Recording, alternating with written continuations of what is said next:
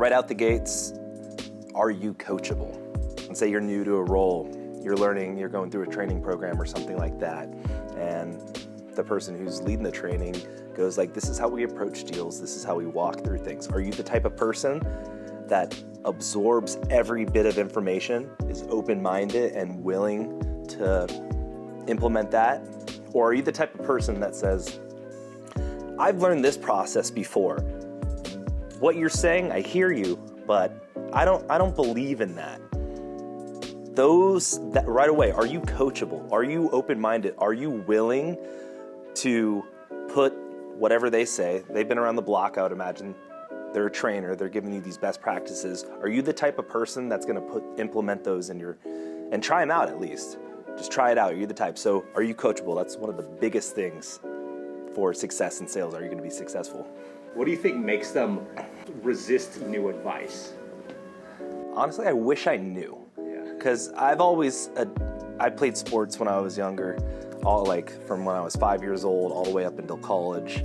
And I realized that in order to be successful, you need to have faith in your coach. So hopefully you have a good coach, honestly.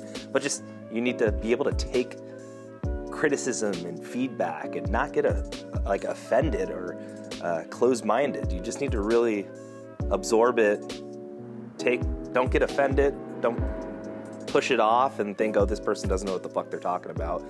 But just really take it to heart and put it to use. Sure, yeah. Has been times where you've tried things that you didn't think would work, but then ended up working?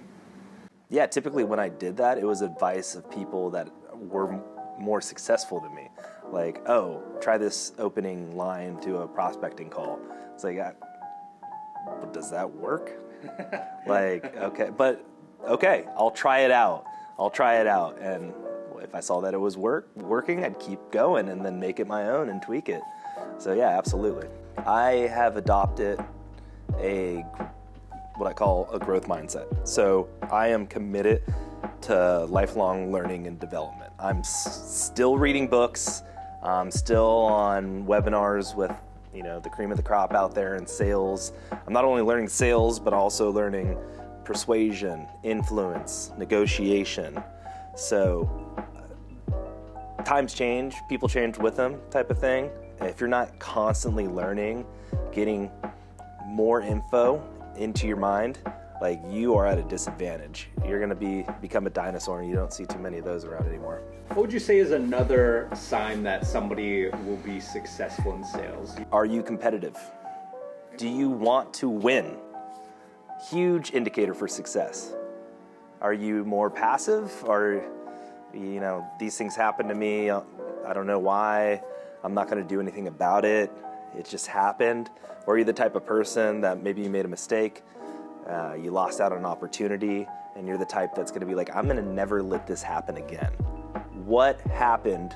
Let me go back in, rethink, where did that deal go wrong? And let me make sure I never make that mistake ever again. Sure, so just to clarify, when you say competitive, you mean almost kind of an inward competitiveness, or you don't mean competitive with your sales team, or do you mean also? All the above. All the above, everything. Yeah, okay. Absolutely. Competitive with yourself.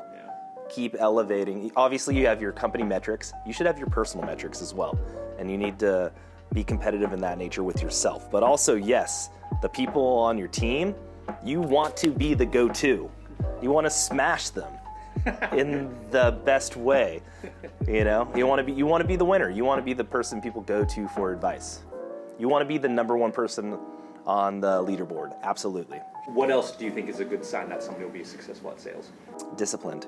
Discipline, okay. Absolutely. Are you structuring out your week?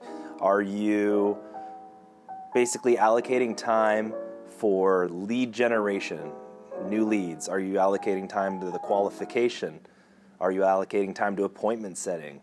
Are you not allowing yourself to get bogged down on administrative work as these leads start turning into opportunities?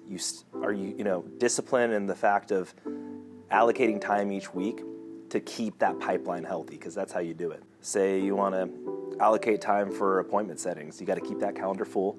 So what you need to do is, one of the things that I do personally is chunk out time specifically for making calls for appointments to fill up your calendar, where basically you pull a list and you dial down that list. 30 minutes is what I typically do my bursts in. And if I have to update notes or if I have to send out calendar invites for meetings that I get, I do not do that until the 30 minutes is up. I block off 30 minutes. I get a no, I get new information, I get a meeting, I make note of it, and I'm on to the next, and I'm on to the next. 30 minutes done. After that, boom, input data into your CRM, send out calendar invites, do whatever you have to do admin-wise after that.